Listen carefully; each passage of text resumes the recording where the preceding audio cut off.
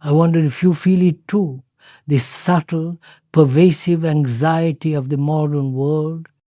We are drowning in information, caught in the endless scroll, our minds fragmented by 1,000 notifications, and we are left with this deep, gnawing sense of dissatisfaction, this feeling that we have lost the capacity for simple, sustained attention.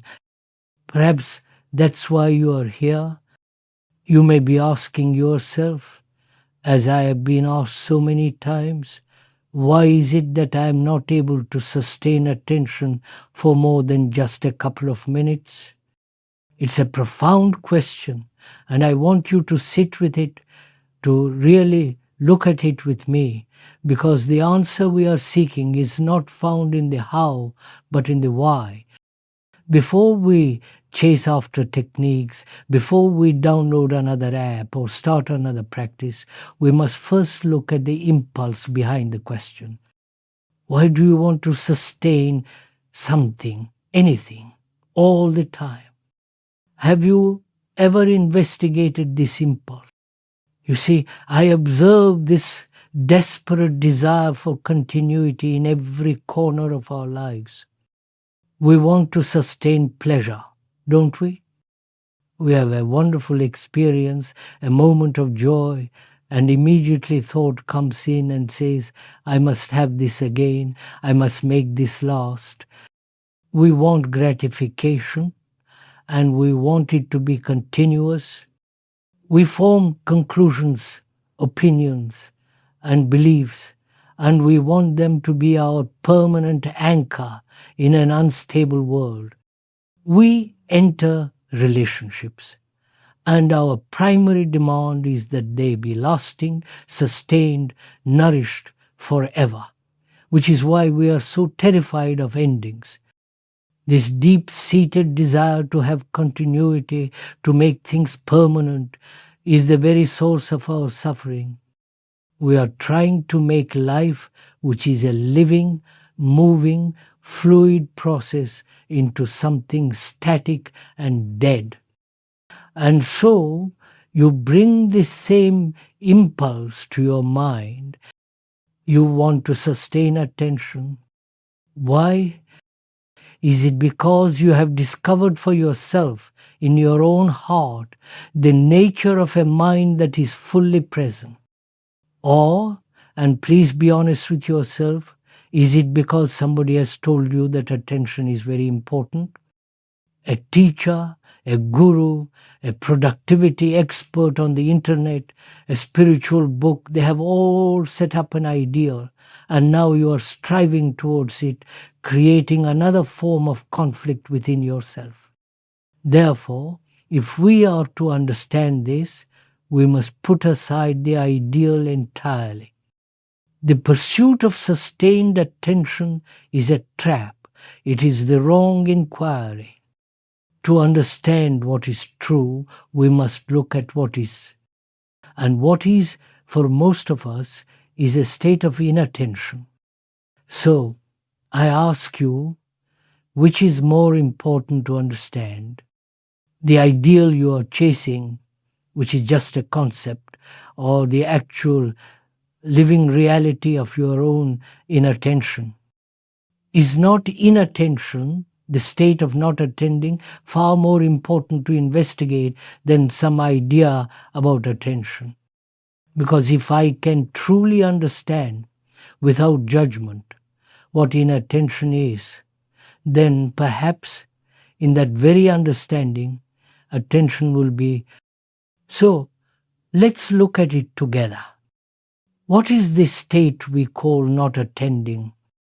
As we are talking now, as you are listening to me, are you attending completely with your whole being? Or are you only listening for a few seconds, few minutes before your mind goes off to something else? Perhaps you are thinking about what I said a moment ago, comparing it to what you already believe.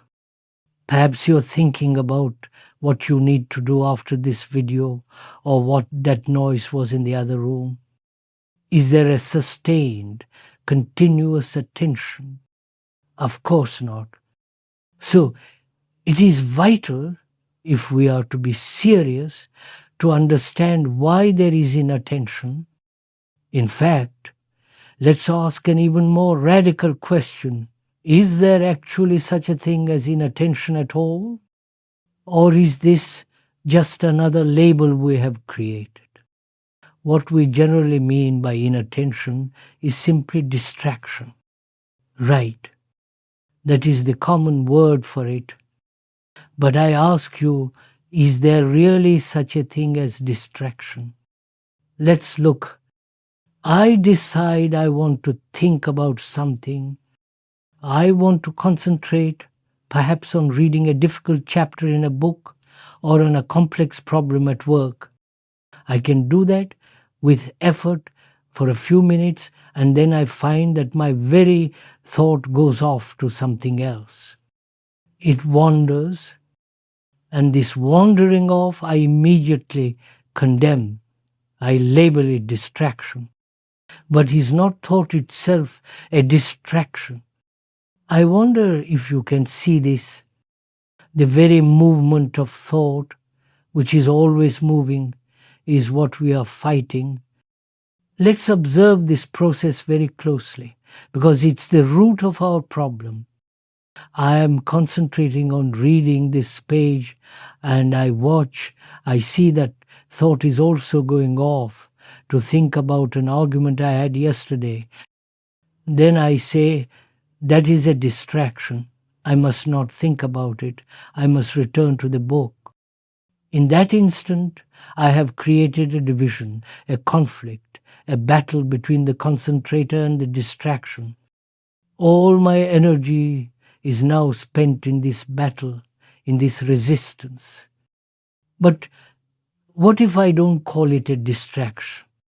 What if I, personally, in my own observation, find that distraction doesn't exist at all? This is not a theory, it is an actuality. When I am reading that chapter and I see that thought is moving, I won't call it a distraction. I don't say I must read this chapter. Instead, I simply follow what you call distraction. I follow it with my full awareness. I watch where thought goes. I observe the memory of the argument. I feel the anger or the hurt associated with it. I watch it completely, without any judgment. In that moment, because I am watching the movement of thought, there is no sense of distraction, which means there is no division and no conflict. I wonder if you see the profound simplicity of this. This means there is only watching. There is not attention as one state and non-attention as another. When you are watching what you call attention, you are watching, and when you are watching what you call inattention, you are also watching. Therefore, the state of non-attention, when it is fully observed, is attention. See how easily we are trapped, how we are enslaved by the very words we use. The word distraction itself is a profoundly destructive process, because the moment you use that label, you have created a problem. You have created a division. You have decided that you must concentrate on one particular thing, and therefore any other movement of the mind is wrong. It is an enemy to be suppressed, to be fought. But, as we've seen, thought is always moving. It is never static. It is never still for even a single instant. It is in constant action, whether you are awake at your desk, whether you are asleep and dreaming, or daydreaming about the future, or occupied with a task. It is in perpetual movement. That is its nature. And here we must go deeper. We must begin to discover, as I have, that thought is an entirely material process. I wonder if you have ever really gone into this, if you have truly understood this fact. We like to think of our thoughts as something special, something ethereal, perhaps even spiritual, but they are not. Thought is born from memory.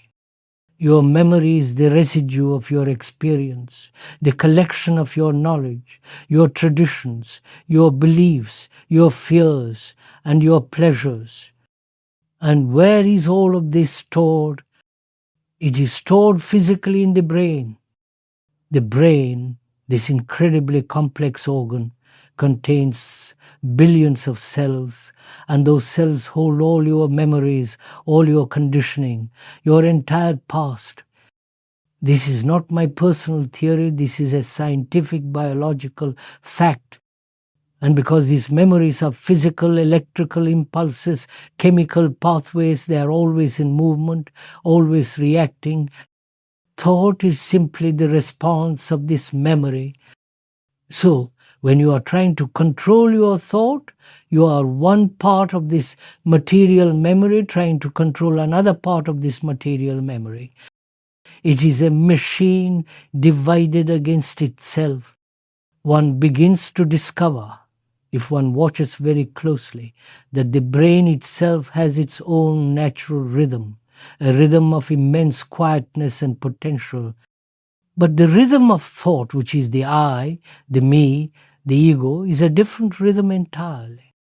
It's a rhythm of noise, of conflict, of time, of always trying to become something.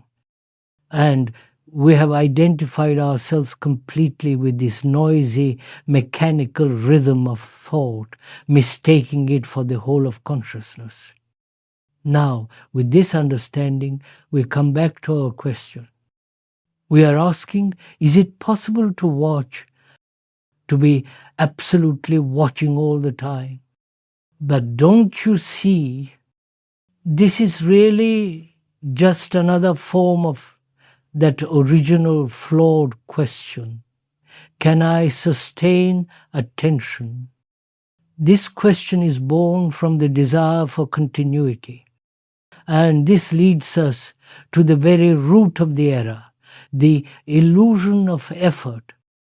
We must ask ourselves, is attention something that is brought about through effort? If you make an effort to be attentive, is that attention, or is it merely a state of resistance, a state of focused exclusion? You have this lovely idea, don't you, to practice attention. It appeals to our deep conditioning, our desire for self-improvement, for a path, for a system that promises a result. We think we can practice day after day, watching our body, watching our movements, playing all the little psychological games we invent for ourselves. And at the end of it, after months or years, we will be able to say, yes, I have learned attention. I have acquired it. But I must ask you to look at this very, very carefully. What is it you are practicing? Is attention a form of acquiring memory about attention? Do you understand my question? When you practice the piano, you are building muscle memory, a habit, so you can play the piece without thinking. Is attention like that? Is it a skill to be gathered through practice, through various forms of psychological training, through meditation techniques that promise mastery in 10 easy steps? This desire to practice, to achieve, to become attentive is born from the very same center that wants to become rich or famous or enlightened. It is the movement of the me, the I, that feels insecure, empty, and wants to fill itself with an achievement. We have become consumers of spirituality. We follow a teacher not to understand ourselves, but to get something from them, to acquire their state of mind. We are followers on social media seeking validation, and we are followers in our spiritual life seeking a method, a system that will guarantee us a result, that will give us comfort. But truth and the attention that reveals it cannot be acquired. It is not a product, it is not a skill, it is not the result of mechanical habit. The fact is, if you truly, completely, and non judgmentally understand inattention, that is, if you watch the movement of your thought without calling it distraction, without condemning it, without resisting it, but simply observe it as it is, then in that very watching, there is attention, and this attention is never sustained. Why on earth should you attend all the time in one continuous fixed stare? That would be a form of death, a form of paralysis. You would be a prisoner of your own will. Life is not like that.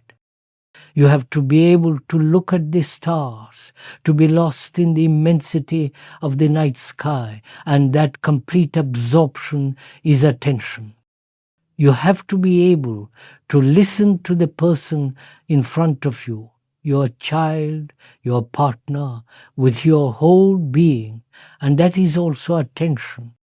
When you see this, when you see that the watcher and the watched are both movements of thought, and you simply observe this entire field without a center, without a me who is trying to control it, then there is no distraction. There is only a mind that is awake.